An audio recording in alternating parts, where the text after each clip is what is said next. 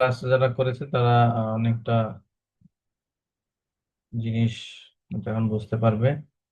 এখন কে কে আছে? হারুন আছে তিনজন। তিনজনের মধ্যে তাসলিমা সকালে ক্লাস করেছিলে? আসসালামু আলাইকুম স্যার। করেছিলাম কিন্তু একটু দেরি হয়েছিল জয়েন করতে। আচ্ছা, মায়া তো ছিল, পুরবী ছিল। আচ্ছা, যেহেতু আমরা রেকর্ডিং রেকর্ডিং শুরু করেছি,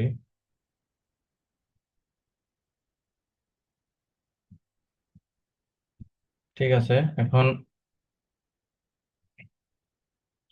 কিছু কিছু টপিক আলোচনা হয়েছে: সিমেট্রি, প্রাকৃতিতে সিমেট্রি, প্রতিসাম্যটা কি, প্রতিসাম্য ক্রিয়া কি, প্রতিসাম্য উপাদান কি, প্রতিসাম্য উপাদানের যে উপাদানগুলো আছে সেই উপাদানগুলা একটা একটা করে অক্ষীয়, তল এবং অপ্রকৃত, মূলত এগুলাই আলোচনা করেছি। তো সেখান থেকে আমরা কিছু কিছু যৌগের আবার প্রতিসাম্য উপাদান বের করা শিখেছি সকালে। আহ, তারপরে যখন প্রতিসাম্য উপাদানগুলো বের করা শিখে ফেললাম, তখন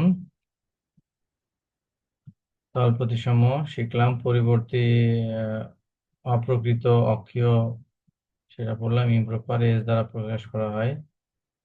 আহ, এখানে লাল দাগ দেওয়া ছিল কেন, মনে আছে কিনা?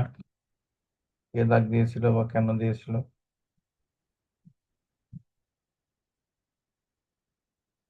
মনে আছে তোমাদের? কে কেন দাগ দিয়েছো?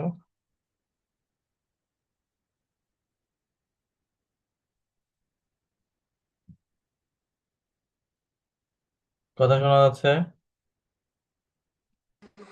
জি স্যার। এটা কেন দাগ দিয়েছো? ইক্লিপ্স ইক্লিপ্স গঠন কি তুমি বোঝো না? ধারণার বই। না স্যার, এটা মানে এটা এই গঠনটা আছে এর কারণ ইম্পর্টেন্ট ওয়ার্ড, তো এটার জন্য দেখা রাখছি জানি চোখে লাগে। ইক্লিপ্স গঠন যদি বুঝো তাহলে আর কি গঠন আছে বলো তো দেখি, ইক্লিপ্স গঠন যদি বুঝে থাকো। স্টারগার্ড। আচ্ছা, গস। গস, ঠিক আছে। গস। কেন্দ্রীয় প্রতিসাম্য, অভেদ ই, তারপরে হলো বিন্দু গ্রুপ, পয়েন্ট গ্রুপ। বিন্দু গ্রুপের আহ, বললাম যে কিছু কিছু যৌগের যতগুলা প্রতিসাম্য উপাদান থাকবে সেগুলোকে সংক্ষেপে একটা সংকেতের সাহায্যে প্রকাশ করছি, সেটা হলো বিন্দু গ্রুপ। যেমন C2V, অথবা হতে পারে ডি, বা C3V হতে পারে, D4D হতে পারে, D4H হতে পারে। হ্যাঁ, এরকম TD, এরকম করে আমাদের নামগুলো আছে। এই পর্যন্ত পড়েছিলাম, মোটামুটি বিন্দু গ্রুপ পর্যন্ত পড়েছিলাম। এখন আমরা একটু প্রশ্নের দিকে যাই, যেহেতু আমরা অনেকটা জিনিস একটু আলোচনা করে ফেলেছি, তার জন্য আমরা প্রশ্নের দিকে যাই। প্রশ্নে আহ, এখানে 1 থেকে 4 পর্যন্ত প্রশ্ন নাই, 5 পর্যন্ত। প্রথমে আছে প্রতিসাম্য উপাদান কি, উদাহরণস্বরূপ প্রতিসাম্য ক্রিয়া বর্ণনা করো। আহ, তারপরে গ্রুপ গঠনের শর্ত, প্রতিসাম্যর আলোকে পোলারাইজার, এগুলো আলাদা আলাদা প্রশ্ন। দুইটা যৌগের প্রতিসাম্য গ্রুপ নির্ণয় করতে বলেছে। আমরা এখন একটু প্রশ্ন ধরে ধরে আঁকাই। এই যে নিচে আছে C2V, তালিকা প্রদর্শন করো। তল প্রতিসাম্য বলতে কি বুঝো? প্রতিসাম্য ক্রিয়ার শ্রেণী বিভাগ, এগুলা পড়া হয়েছে। এখন আমরা প্রশ্ন ধরে আগাই। 6 নম্বর প্রশ্ন, বিন্দু গ্রুপে অসংকোচনীয় প্রতীকের চরিত্রগুলো, বৈশিষ্ট্যগুলো উল্লেখ করো। আর এটা বিন্দু গ্রুপের প্রতীক নির্ধারণে শোয়েনফ্লাইসের নিয়ম বর্ণনা করো। তাহলে বিন্দু গ্রুপের যে পর্যন্ত পড়া হয়েছিল তারপর থেকে আমরা আগাই। তাহলে বিন্দু গ্রুপ আহ এই পর্যন্ত পড়া হয়েছে,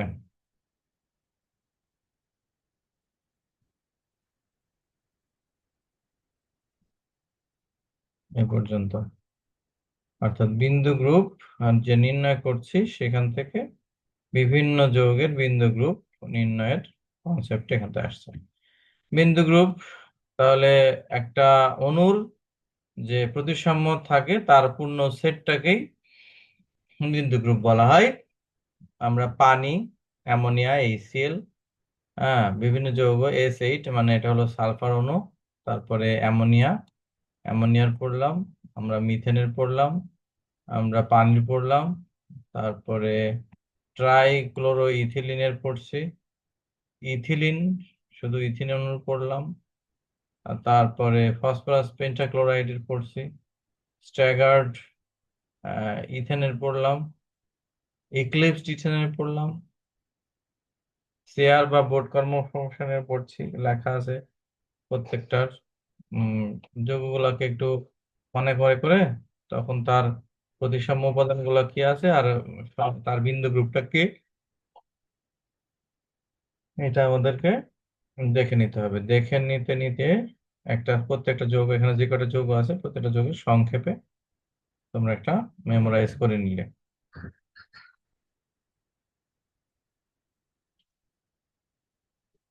না, ক্লাস চলছে তো। আচ্ছা, এই পর্যন্ত বুঝেছো কিনা বলো? প্রতিসাম্য উপাদান, বিন্দু গ্রুপ, বিভিন্ন যৌগের বিন্দু গ্রুপ আছে, সেটা পড়তে হবে একটা একটা করে তোমাদের। জি স্যার, বুঝতে পারছি। আচ্ছা, তাহলে এখন আমরা নতুন টপিকে যাই। বলছে অণুর বিন্দু গ্রুপ শনাক্তকরণ। অণুর বিন্দু গ্রুপ, মলিকুলার পয়েন্ট গ্রুপ শনাক্ত করতে হবে। তো বলছে যে সাধারণত প্রকৃতিতে প্রাপ্ত সকল অণুকে নিম্নোক্ত ক্যাটাগরিতে বিভক্ত করা যায়: নিম্ন প্রতিসাম্যের অণু, উচ্চ প্রতিসাম্যের, বিশেষ প্রতিসাম্যের অণু। নিম্নে নিম্ন প্রতিসাম্যের অণু বলছে এই জাতীয় অণুর শুধুমাত্র অভেদ ছাড়া অন্য কোনো প্রতিসাম্য উপাদান নেই। অভেদ মানে মানে শুধু তাদের তাদের যৌগ যেমন, শুধুমাত্র তাদের অভেদই থাকবে, এছাড়া আর অন্য কোনো কিছু নাই। তো এখানে বলছে কিরকম, যে এই যে এখানে একটা যৌগ দিচ্ছে, এই যৌগের মানে কোনো কিছুই খুঁজে পাওয়া যাচ্ছে না, কোনো তল, C2 অক্ষ, C3 অক্ষ বা সিগমা বা এস, কোনো কিছুই নাই, শুধুমাত্র একটাই মানে কিছুই যখন না থাকে তখন আমরা তাকে কি বলি? আহ, অভেদ বলি, ই। তো এটাকে বলছে নিম্ন প্রতিসাম্যের অণু। 2 নম্বর, তারপরে হলো উচ্চ প্রতিসাম্যের অণু। সেক্ষেত্রে বলছে এই ক্যাটাগরিতে অণুতে আহ, যে CN অক্ষ, দুই বা ততোধিক প্রতিসাম্য উপাদান উপস্থিত, অর্থাৎ তার সাথে সি থাকতে পারে, সিগমা থাকতে পারে, SN থাকতে পারে, একাধিক প্রতিসাম্য উপাদান সেখানে আছে। CN প্রকার বিন্দু গ্রুপ, সেটা আমরা জানি, এগুলো উদাহরণ টুদাহরণ দেখেছি, CN, C2, C3 ইত্যাদি করেছি। তো যদি CN এর সাথে আবার ভি লেখা থাকে সেটাকে কি বলে? CN-V, এরকম মানে কি? তো হচ্ছে যে এখানে বলছে এই গ্রুপে CN অক্ষ এবং N সংখ্যক সিগমা প্রতিসাম্য তল আছে, অর্থাৎ এখানে 2 রকম আছে। অর্থাৎ যেই আহ, উচ্চ প্রতিসাম্যের অণু, যেখানে একাধিক আহ, প্রতিসাম্য উপাদান আছে, সেখানে কি কি হতে পারে? যেমন হতে পারে CN বিন্দু গ্রুপ, অর্থাৎ অনেকগুলা CN সেখানে আছে, যে CN, C2, C3, C4 ইত্যাদি অনেক কিছু আছে।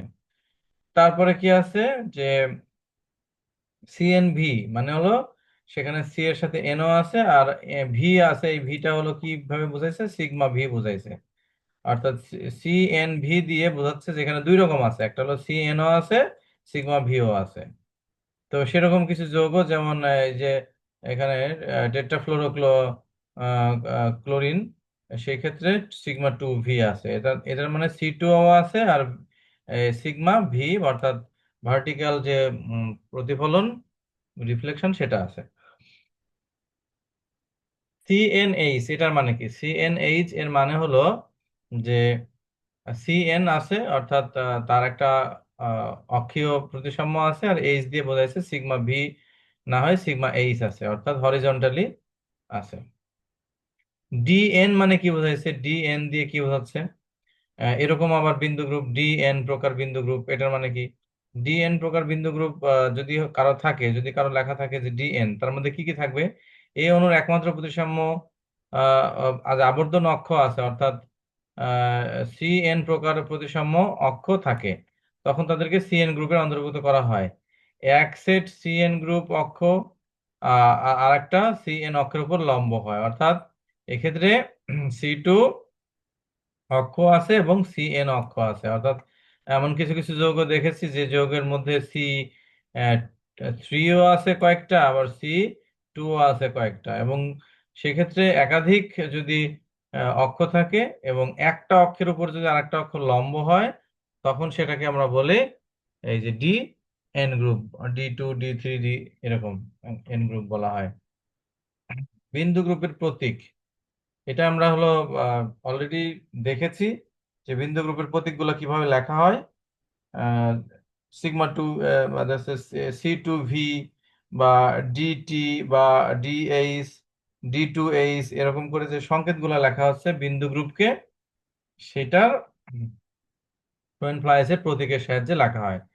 তো সেটা কিভাবে লেখা হয় এটা বোঝানোর জিনিসটা এখানে আসলাম। যেমন আমরা উপরে যে যৌগগুলার আমরা অসংখ্য, যেমন এখানে লিখছি অ্যামোনিয়ার, অ্যামোনিয়ার মধ্যে কি কি ছিল? অ্যামোনিয়ার মধ্যে ছিল অভেদ ই, সি3 অক্ষ ছিল, আর তিনটা ছিল সিগমা ভি অক্ষ।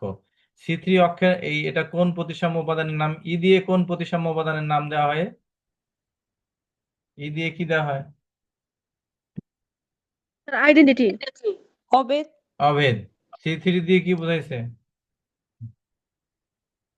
অক্ষীয়। অক্ষীয়, তাই না?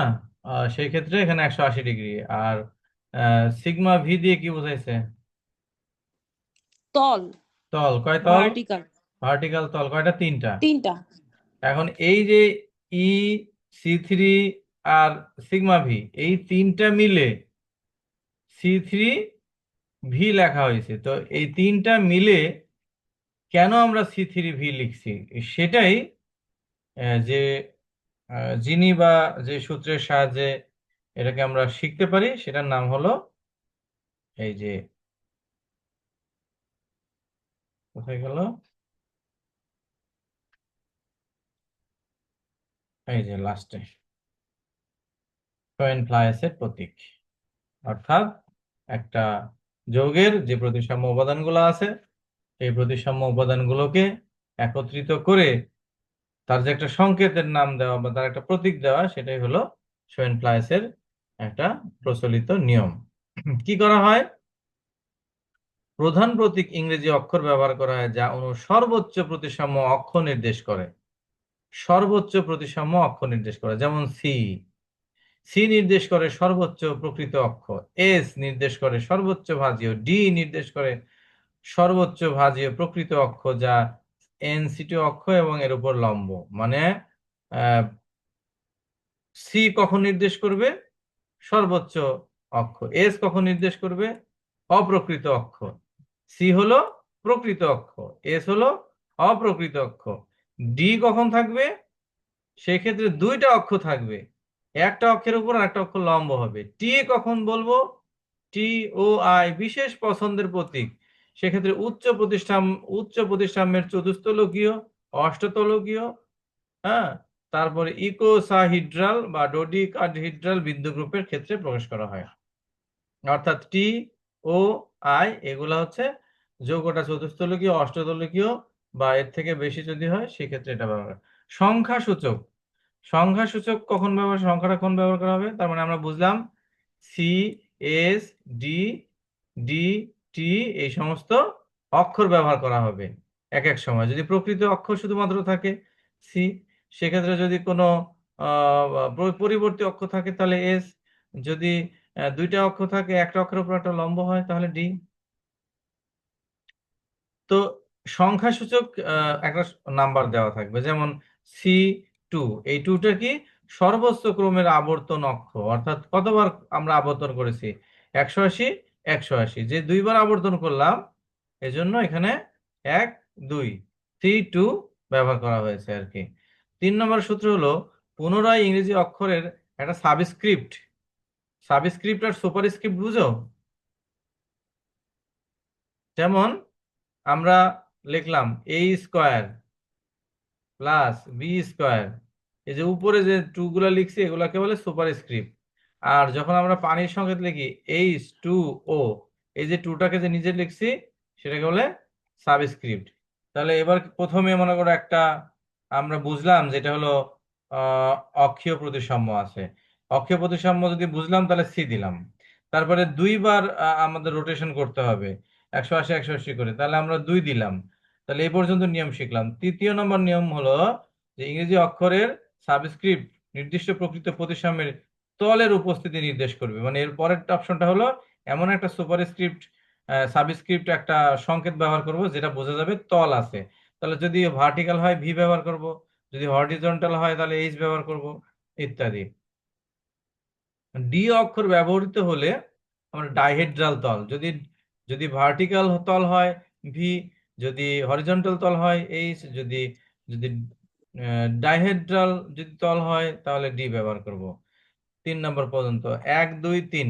1 নম্বর পয়েন্ট বুঝেছো সবাই? জি স্যার। জি স্যার। 2 নম্বর পয়েন্ট বুঝেছো? সংখ্যা ব্যবহার করতে হবে, যেমন C2। C2, C3, জি স্যার। হ্যাঁ, তাহলে সিটা কখন হবে? যদি আমার অনেকগুলো একটা যৌগের মনে করো C2 আছে, সিগমা ভি আছে, তারপরে মনে করো এসও আছে। তাহলে এস থাকা মানে কি? তার মানে তার অক্ষ কি অক্ষ থাকা? অক্ষীয় থাকবে, তলও থাকবে। হ্যাঁ, আর এস দিলে এস কখন হয়?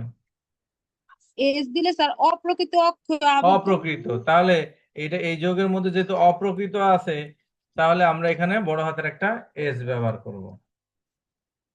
যদি এটা না থাকে তাহলে আমরা সি ব্যবহার করব, যদি না থাকে তাহলে সি ব্যবহার করব। যদি এরকম হয় C2ও আছে, C3ও আছে এবং একটার সাথে আর একটা লম্বভাবে অবস্থান করছে, তখন কি ব্যবহার করব?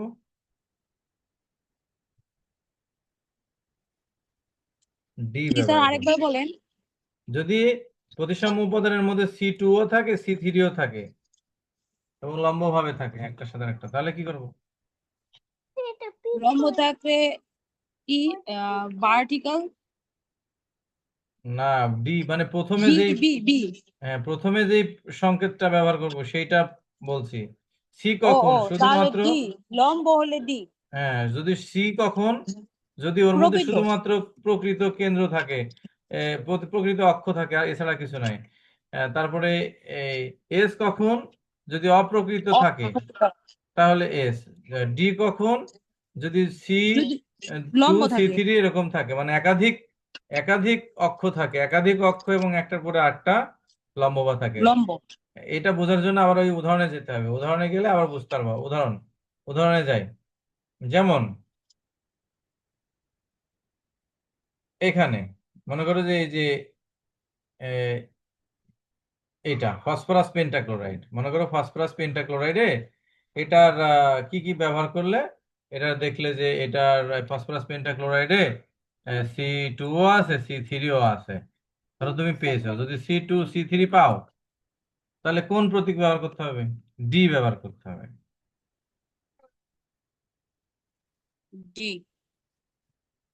মনে করো ইথিলিন বা ইথিন অণু, তো এটার সবকিছু হিসেব নিকাশ করে দেখছো যে এই যৌগের মধ্যে একটা C2 অক্ষ আছে, সিগমা এইচ আছে, হ্যাঁ সিগমা এইচ আছে, আর একটা কি আছে যে আরো দুটি উলম্ব তল আছে C2, মানে একটা তো লম্ব তল আছেই, আরো দুইটা তল আছে, তার মানে এখানে দুই জায়গায় আছে।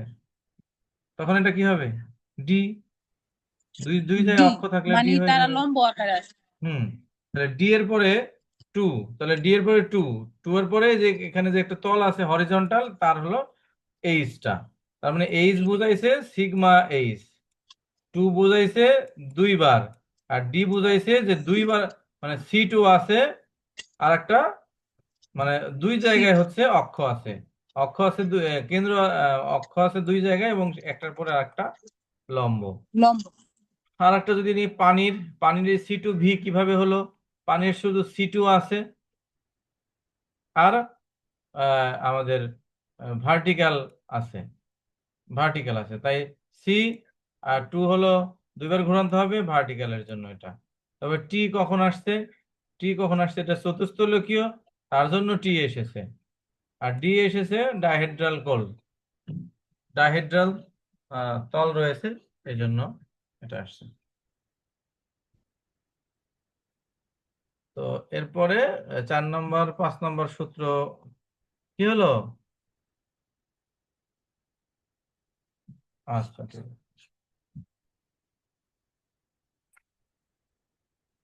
ঠিক আছে, থাকবে কেন। আচ্ছা দূরে চলে গেছি। উম, মোটামুটি একটা ধারণা আসছে। এখন আমাদের কোথায় চলে গেছি? আর এখানে পড়তে হবে না, এই যে সূত্রটা অলরেডি আমরা বুঝে ফেলেছি, অনেক দূরে চলে গেছি। এই যে 4 নম্বর, যদি অণুর মধ্যে প্রতিসাম্য কেন্দ্র আই কেন্দ্র থাকে তাহলে সাবস্ক্রিপ্ট হিসেবে একাকী একটা আই লিখতে হয়। যদি কোনো অণুর মধ্যে প্রতিসাম্য তল থাকে তাহলে সাবস্ক্রিপ্ট এস লিখতে হয়, প্রতিসাম্য তল যদি থাকে এস লিখতে হয়। এক্ষেত্রে বিন্দু গ্রুপ হবে সি এস। রৈখিক যদি অণু হয় তাহলে এখানে ইনফিনিটি চিহ্ন দিয়ে এ লিখতে হবে। রৈখিক অণু সময়ের ক্ষেত্রে ইনফিনিটি, যেমন HCl যদি একটা রৈখিক অণু, এই সেলের যখন পড়তে যাবা তখন দেখবো যে লেখা আছে এরকম আলফা বা ইনফিনিটি, এটা লেখা আছে। তো এইটা হলো বিন্দু গ্রুপ কিভাবে আসলো, আহ, একটার পর একটা নিয়ম বা কিভাবে লিখতে হয় সেটা। বিন্দু গ্রুপের জন্য সংযুক্ত নিয়ম, অর্থাৎ পরবর্তীকালে আরো কিছু নিয়ম আসে, সেটা দরকার নাই। আলোক সক্রিয়তার জন্য প্রতিসাম্যের বৈশিষ্ট্য, এটা মনে হয় না প্রশ্নে আসে। প্যারাল যৌগের আলোক সক্রিয়তা, এটা আমরা তো জানি, ডি সমাণু এল সমাণু। এর প্রয়োজন যদি হয় তাহলে পড়তে হবে। আহ অণুর ডাইপোল মোমেন্ট প্রতিসাম্য, স্যার ডাইপোল, আসছে এটা হ্যাঁ কোনটা? আলোকের আলোকের সক্রিয়তার জন্য প্রতিসাম্য বৈশিষ্ট্য, এগুলো আসে। আচ্ছা, 28 কাইরাল 28 প্রশ্ন। যোগের আলোক আহ, অণু আচ্ছা ঠিক ডাইপোল আছে, মোমেন্ট ও প্রতিসাম্য ওকে। প্রশ্নটা আমি দেখি। ওকে আমরা এখানে যাই।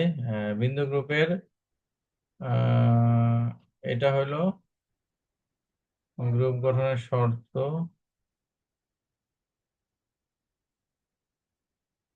পোলার অণু ও কাইরাল অণুর সংজ্ঞা, প্রতিসাম্য, এগুলো এটা তো সহজ সংজ্ঞা আর কি, সংজ্ঞামূলক প্রশ্ন, এটা পড়ে নাও। গ্রুপ গঠনের শর্ত, এটা কি তো পড়া যাবে মনে হয় নাকি? গ্রুপ গঠনের শর্ত 1.1। জি স্যার, জি স্যার, এটা বুঝানো, এটা যেগুলো পাশেই আছে। যেগুলো সহজ আছে সেগুলো, বিন্দু গ্রুপে অসংকোচনীয় প্রতীকের চরিত্রগুলোর বৈশিষ্ট্য লেখো। বৈশিষ্ট্য এটা পড়ে নেওয়া যাবে 1.32, 1.32। ম্যাট্রিক্স আছে, তারপর এখানে হ্যাঁ ওয়ান আর পয়েন্ট কয়েকটা, আর কয়েকটা আছে, হ্যাঁ ম্যাট্রিক্সটা আর হলো ওয়ান আর পয়েন্ট। এখানে গ্রুপ গুণন সারণী। এই যে অসংকোচনীয় গ্রুপের বৈশিষ্ট্য, এর মুখস্থ প্রশ্ন। চরিত্র তালিকা ও এর গঠন, চরিত্র তালিকা, এটা তো চরিত্র তালিকা মানে হচ্ছে যে এই C2V দেখে তার মধ্যে কি কি উপাদান আছে সেগুলো লিখতে হবে।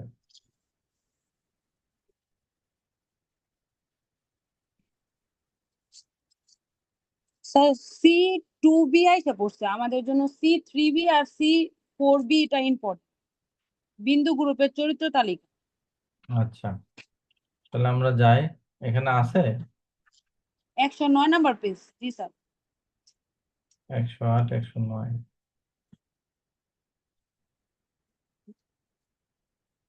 স্যার 9। 108-এর পর 9 মনে হয় এখানে গ্যাপ হয়েছে, 9 মনে হয় নাই যাই, বুঝছো। আচ্ছা যাই হোক, আমরা হলো এটা দেখছি, এই এই যে কি প্রশ্ন জানি, ম্যাট্রিক্স নাকি, ম্যাট্রিক্স, ম্যাট্রিক্স গুণন বলতে কি বোঝো? তারপরে এটা, এটা পড়লেই মনে হয় হয়ে যাবে। আমার এবার বসলে স্যার তো বলো। সি C3B আর C4B এর চিত্রটা কি দিব এখন? হ্যাঁ, দিয়ে ওটা দিয়ে স্যার রাখো, আমরা ম্যাট্রিক্সটা করে এখানে আসছি। ঠিক আছে স্যার। দিয়ে রাখো। আচ্ছা, ম্যাট্রিক্সটা কেন লাগছে সেটা এখানে আমরা আসি। যে ম্যাট্রিক্স ম্যাট্রিক্স হলো সংখ্যা ও সংখ্যা জ্ঞাপক প্রতীকের একটি আয়তক্ষেত্রের বিন্যাস। মানে আয়তক্ষেত্রের মতো করে যে আমরা জানি যে বৃত্ত, চতুর্ভুজ, বর্গক্ষেত্র, সেরকম করে আয়তক্ষেত্র মতো করে একটা বিন্যাস ব্যবহার করব সংখ্যা বা সংখ্যা ব্যাপক প্রতীকের সাহায্যে। এই সংখ্যা প্রতীকগুলো সারি এবং কলামে বিভক্ত থাকে। সমগ্র বিন্যাসকে ব্র্যাকেটের মধ্যে লেখা হয়, এটা আমরা জানি। তো সেই ক্ষেত্রে উম, যেমন এখানে লেখা আছে ডি, এটা একটা ডি ম্যাট্রিক্স। ডি ম্যাট্রিক্সের হচ্ছে এম হলো সারির সংখ্যা এবং এন হলো তার কলাম সংখ্যা। এম এন হলো ম্যাট্রিক্সের বর্গ। একটি সাধারণ ম্যাট্রিক্সে নিম্নতভাবে লেখা যায়, যেমন এ ম্যাট্রিক্সে এ হলো ম্যাট্রিক্সের ছোট হাতের উপাদান এবং আই হলো এর সারি এবং জে হলো তার কলামের সংখ্যা। নিম্নোক্ত ভাবে ওগুলাকে প্রকাশ করা যায়।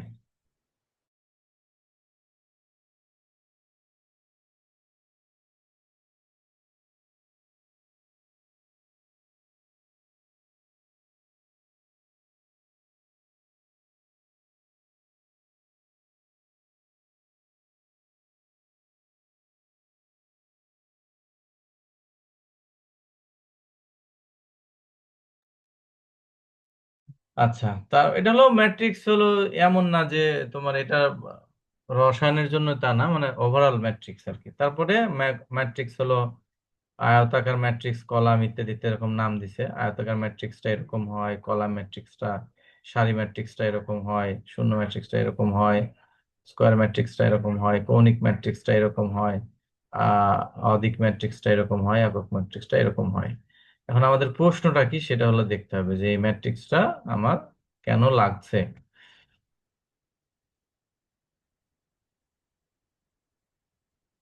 তো আমরা ওখানে যাই। এই যে এখানে প্রশ্ন ছিল কি, ম্যাট্রিক্স গুণন বলতে কি বোঝে, উদাহরণ দাও। মানে এটা হলো কমন প্রশ্ন, বা এটার সাথে বিন্দু গ্রুপের তেমন কোনো সম্পর্ক নয়। কিন্তু কেন এই ম্যাট্রিক্সটা এখানে আসলো? কারণ ওই যে চরিত্র তালিকা তৈরি করতে গেলে এই ম্যাট্রিক্সের বিষয়টি এখানে আসবে। এটা হলো মেন হচ্ছে উদ্দেশ্য, চরিত্র তালিকা করতে গেলে এই বিষয়টা এখানে চলে আসবে।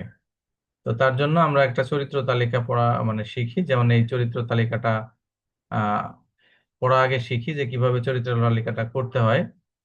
উম তো সেটা দেখি। আহ ক নম্বর হলো, এখানে লেখা আছে যে চরিত্র তালিকা নিম্নরূপে গঠন করা হয়। তো এখানে এই গ্রুপের বর্গ এইচ সমান 4। ক, গ্রুপের অসংকোচনীয় প্রতিরূপের সংখ্যা, নাম্বার অফ আইআরস ইন গ্রুপ। যেহেতু সি টু ভি হলো অ্যাবলিয়ান গ্রুপ, তাই শ্রেণীর সংখ্যার গ্রুপের বর্গের সমান হবে। অর্থাৎ শ্রেণীর সংখ্যা কি বলছে, তাই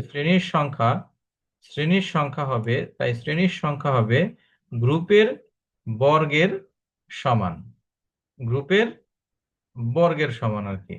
তো সি টু ভি এই গ্রুপের শ্রেণীর সংখ্যা হবে 4। অসংকোচনীয় প্রতিরূপের সংখ্যা সমান শ্রেণীর সংখ্যা।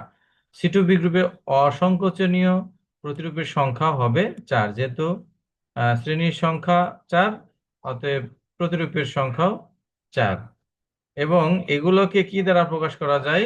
এই যে দেখো, এটাকে কি বলে, এই যে উল্টা এই চিহ্নটাকে কি বলে এদিকে,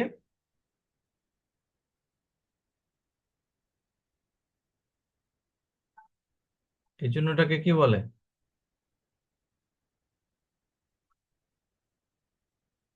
মনে আছে কারো?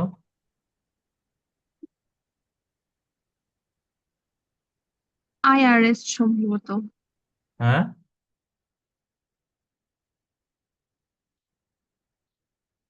না, ওই আইআরএস তো বুঝলাম, কিন্তু ওইটার একটা নাম ছিল, মানে যেরকম আহ টাও টাও এরকম ছিল না? ক্যালকুলাসে ছিল স্যার, ওই যে যদি এর ভিতরে 1 4 থাকে তাহলে 1 2 3 4 এরকম হইতো, বা 2 থাকে তাহলে 1 2 হয়, এটা না? হ্যাঁ, কিন্তু ওটার একটা নাম ছিল না? জি স্যার, মনে নেই। যেরকম করে যে এরকম করে লিখলে ওটাকে কি বলে, টাও বলি, এটারও একটা নাম আছে। আচ্ছা, যাই হোক, তো এরকম করে হলো। এবং অসংখ্য ক হলো গ্রুপে অসংখ্য প্রতিরূপের সংখ্যা। আর পরেরটা হলো অসংখ্য চিহ্ন প্রতিরূপের মাত্রা। ধরা যাক অসংখ্য প্রতিরূপের মাত্রা হলো 1 2 3 এরকম করে। নিয়ম অনুসারে তখন দুইটি সবগুলোর উপরে একটা স্কোয়ার দিল, এটা সমান 4ই হবে, মানে 4ই হবে। মাত্রা হবে প্রত্যেকটারই যে মাত্রা সেটা 1 করে, তার মানে 1 1 1 ধরলে এখানে 4ই আসলে করে। তো C2V এর সকল অসংখ্য প্রতিরূপের মাত্রা হবে একমাত্রিক।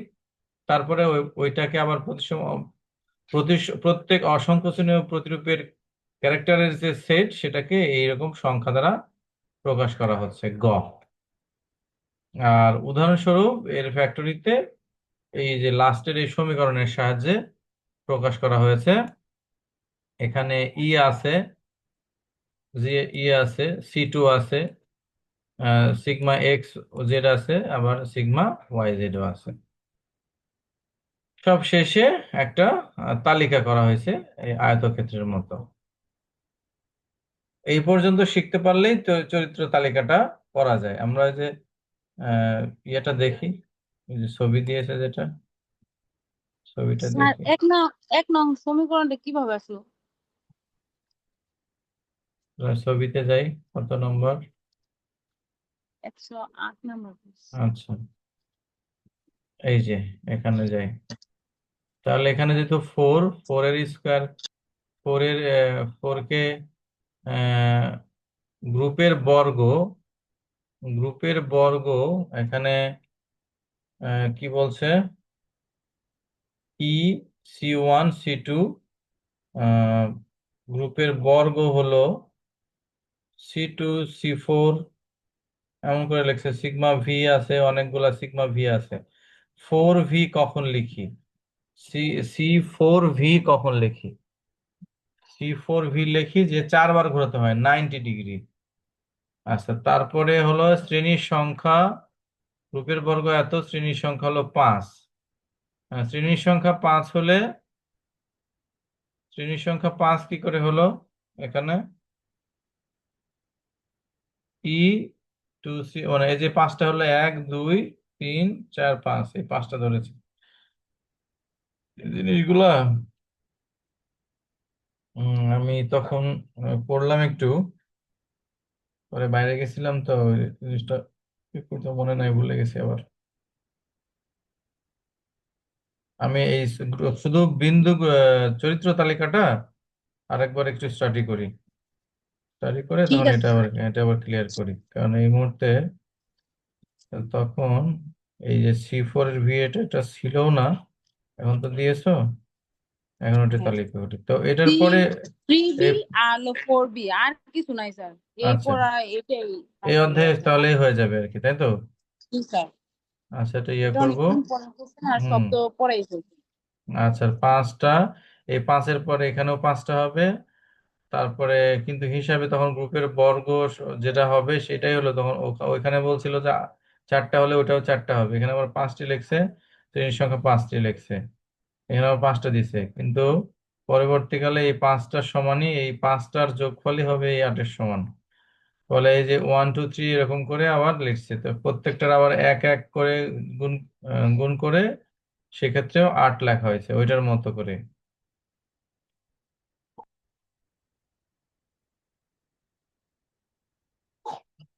তারপরে শেষে যে একটা ম্যাট্রিক্স তৈরি করা হয়েছে, ম্যাট্রিক্সের পরে সমীকরণ উল্লেখিত চরিত্র তালিকায় বসিয়ে C4V এর সম্পূর্ণ চরিত্র তালিকা পাওয়া যায়। আচ্ছা, তাহলে এই অল্প দুই একটা জিনিসের মানে মিসিং হয়েছে, মনে না হচ্ছে না, আমি এটা দেখে এটা করাবো। সকালের ক্লাস যারা করেছো তারা মোটামুটি এই অধ্যায়টা একটু বুঝেছো, এখন শুধু ওই চরিত্র তালিকাটা করলেই হবে আর কি। জি স্যার। চরিত্র তালিকাটা সহজই আছে, এর আগে আমি ক্লিয়ার করছিলাম যে সি থ্রি ভি হলো আহ গ্রুপের বর্গ, এখানে হলো 6, এখানে শ্রেণীর সংখ্যা 3, তাহলে 3 হলে যেখানে 3টা হবে, এই 3-এর উপরে স্কোয়ার হবে, এটার মানে 6 সমান হবে। প্রত্যেকটা গ্রুপের এক এক করে ধরলে যোগফল 100 হবে। এই যে এই সমীকরণটা কিভাবে লিখলে সেটা বললে যে একই রকম, তো জি এর সাথে এখানে যে কটা থাকবে, ই 2 বার, সি 2 বার, সিগমা ভি 2 বার, একই জিনিস বারবার। আর এখানে ওগুলার মান বসিয়ে দিছে, দিয়ে আবার এটা 6 লিখছে আর কি। এগুলো সবগুলোর মান বসায় 6 লিখছে, এবং এইখান থেকেই এই যে মানে ছকটা পৃথিবী বিন্দু চরিত্র তালিকার গঠন, এইটা করার পরেই লাস্টে এসে এটা তৈরি করতে হবে, এটাই হলো মেন কাজ। তো এই অংশটাই হলো আমি একটু মিসিং, মনে করতে পারছি না, আমি একটু দেখি। তাহলে কে কে আসো এখন দেখি। আজকে হুম। ছুটি। হ্যাঁ, এখন একটু ছুটি, আজকে বাইরে ছিলাম তো, বোনের বাসায় গেছিলাম, স্টাডি করা হয়নি আর কি। ঠিক আছে, সকালে তাহলে, হ্যাঁ 9টায়। 9টায় ঠিক আছে স্যার। 9টায় কোনটা, ওই যে স্পেকট্রোস্কোপির অংশটা আর কি, হ্যাঁ। জি স্যার। ওকে। ঠিক আছে জি স্যার। স্যার। ওকে, স্যার আসসালামু আলাইকুম। আমি ক্লাস 2টা দিয়ে দিচ্ছি।